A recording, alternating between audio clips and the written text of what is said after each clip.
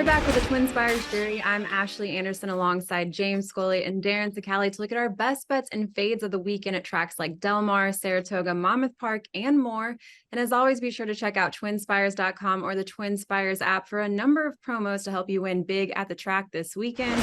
James, it's good to have you back. And Darin, I see pomade in your hair. Yeah, unfortunately for our producer Blaze's wishes, when you have meetings around these, you can't really look like a chia pet in them without having any product in your hair. So he's gonna have to wait for another day for me to show up without it done. Well, Darin, do you want to tell us about any promos that we have at TwinSpires this weekend before we get started? Yeah, we got several good ones. Del Mar and Saratoga, all 4 days, Thursday through Sunday. We have the Coast to Coast Daily Challenge, $5,000 prize.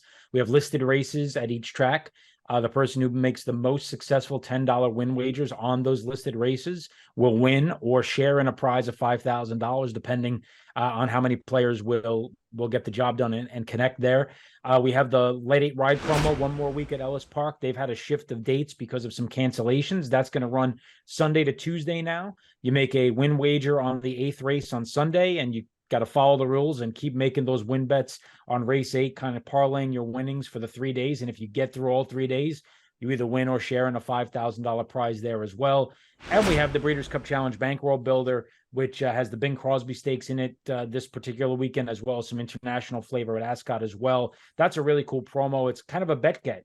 You make wagers up to, starting at a $2,500 level, and you move up in the bankroll builder. So you get a percentage back that we're going to pay out to you. We make a payment in August and a payment right before the Breeders' Cup to give you some money in your pocket to get ready to go for Breeders' Cup. So we got that and a whole lot more. I think we got a dozen promos or so on the website right now. So a little bit of something for everybody, Ashley. Awesome. Well, you want to start us off as well? What is your best bet this weekend? Yeah, I didn't go to the stakes races. I found a couple of horses that I thought were interesting. The first at Del Mar, race number 5, which is a 2-year-old filly maiden special weight, going long on the turf at a mile. Pink Whitney in here. This one for Doug O'Neill. Debuted going 5 furlongs sprinting at Ellis Park on June 30th. Horse came out of that race for Dale Romans to run a good second in a maiden special weight when stretching out long on the grass at Ellis just last week.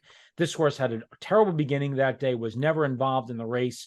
Liam's map actually throws 13% turf runners. The dam side, Scat Daddy, that really does scream out turf. 16% turf in terms of being a sire of dam on the bottom side of the pedigree. Obviously, you respect the connections here. I think this horse is going to take a big step forward, and you might be able to get a good number. The horse was 30-1 when sent off going 5 furlongs at Ellis. So, James, I'm going to take a flyer here on some of these 2-year-old fillies at Del Mar.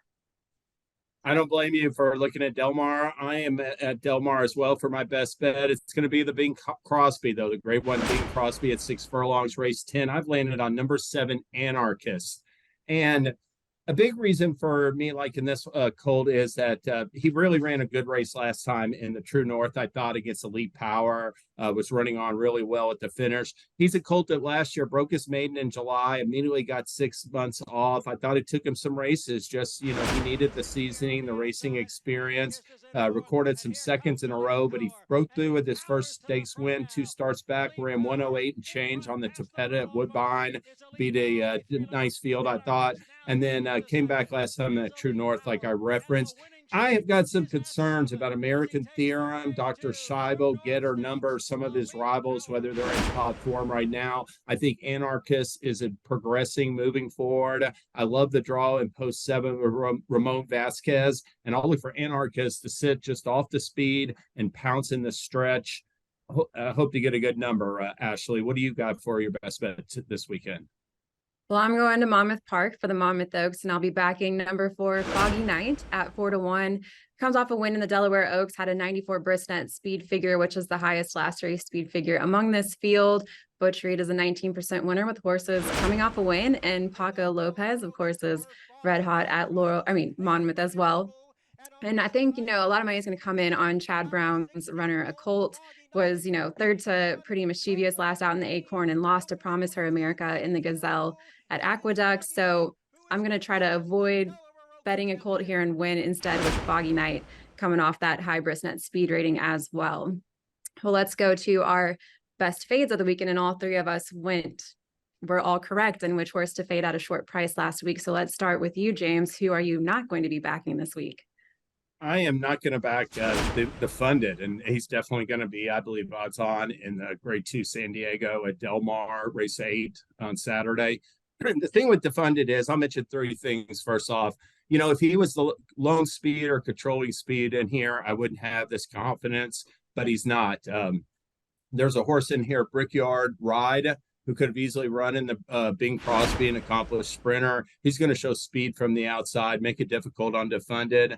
I have some questions. Defunded last year didn't get an easy lead in the San Diego, or Pat O'Brien was off the board in those spots. I wonder if he's a little bit better at Santa Anita than he is at Del Mar. And his last 2 races, he's beaten some, I think, Paroli and Royal Ship ran okay to be second in those spots. But I think he's facing some new rivals in this race that are going to run better than those foes. And I'm a little worried about, I think could prove vulnerable on the front end trying to chase Brickyard Ride. So I'm going to try to be defunded at a short price. Darin, what do you have for your best fade? Yeah, I'm looking at an allowance race entry level at Saratoga that comes right in the middle of that really good pick 5 sequence that includes the Jim Dandy and the Vanderbilt. I have no idea what the price is going to be exactly, but in that race, Diamond Hands is a horse that gets bet seemingly every time she goes out. She's been 7-2 or less in 8 of her last 10 starts. She's just a filly that doesn't like to win. She's got 1 win from 11 starts. She's got 5 runner-up tries. She knocks heads at this level each and every time, runs second, run third.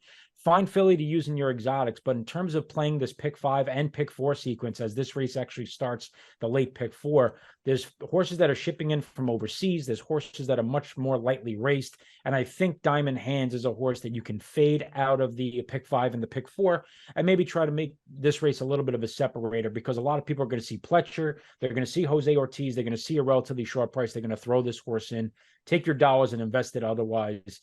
And I think you could fade Diamond Hands pretty safely from the top spot in the multi-race exotics. Now I'm going to move over to Laurel. I accidentally said that track earlier. I was already jumping ahead of myself, but I'm going to be fading number 5, Coffee with Chris. I have liked this horse in the past, but has not won since February at Laurel.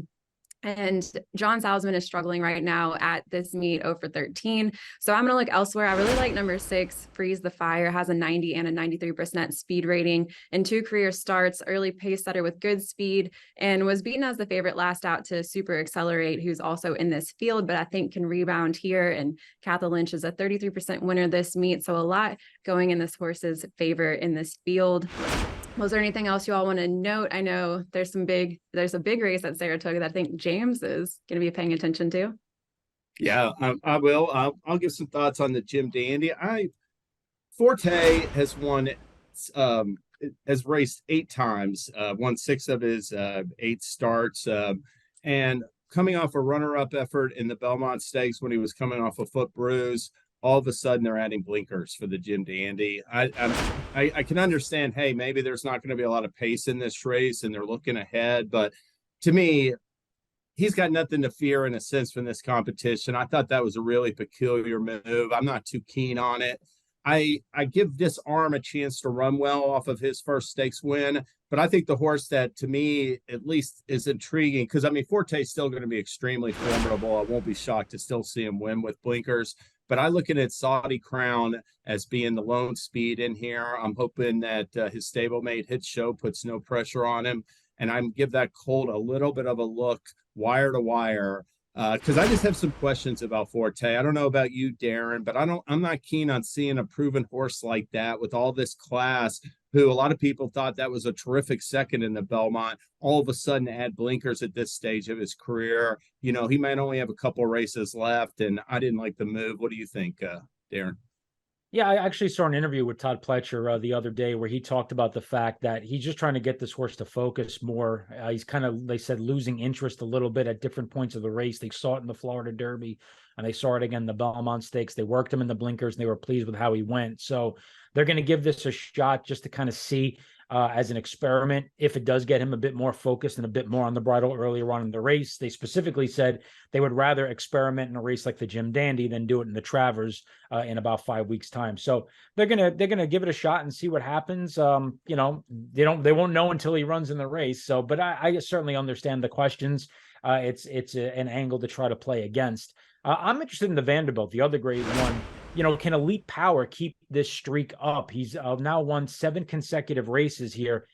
This is a horse that seemingly can win just about any which way he wants, but I don't necessarily think this race is loaded with early speed. I think a horse like Dean Delivers could be dangerous coming up from the Smile Sprint here. And this is a pretty tough field with Gun Knight back in it, with Gunnit in it, who's very sharp right now as well. So Elite Power might have to run the best race yet since the Breeders' Cup Sprint to get the job done here. And I'm real interested to see how this race transpires, guys.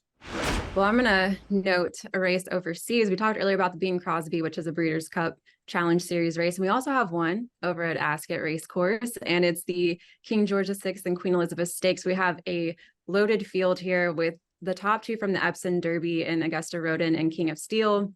Augusta Rodin is going for a rare triple here to win the Epsom Derby, the Irish Derby, and the King George. So you're on the lookout for that. But we also have some older horses, and Emily Upjohn, Hookham, and Pile Driver, who won this race last season. So a very competitive field. It'll be interesting to see who comes out of this, and then will earn a berth in the Breeders' Cup Turf. So be on the lookout for that. And also, if you want even more insight into this race, check out TwinSpires Edge. My colleague Kelly Riley, she's our European racing expert, and will have a whole bunch of insights on this field and who you should be looking out for as well. And as Darin mentioned, there's a promo you talked a little bit about earlier, the bankroll builder. Anything else you want to note with that? No, just a great opportunity for players to start padding their bankroll and wager on races. There's also an added element to it to get familiar with the horses that are going to be running in the Breeders' Cup. So you get to watch these races, bet on them, get more familiar with them. And one thing I could tell you about this race in Ascot, what it tells you is if I was a trainer and owner of an American marathon turf horse, I would not feel very good about the Breeders' Cup Turf, because the European contingent is absolutely loaded this year. That is going to be a dynamite race. I am really excited to watch the King George. It is sensational field. Awesome. Well, I think that's all the time we have today for the jury. Again, you can check us out next Thursday, and also our recap series, the Racing Roundtable, will be on Tuesday. And head to TwinSpires for all those promos that we mentioned earlier as well. Good luck.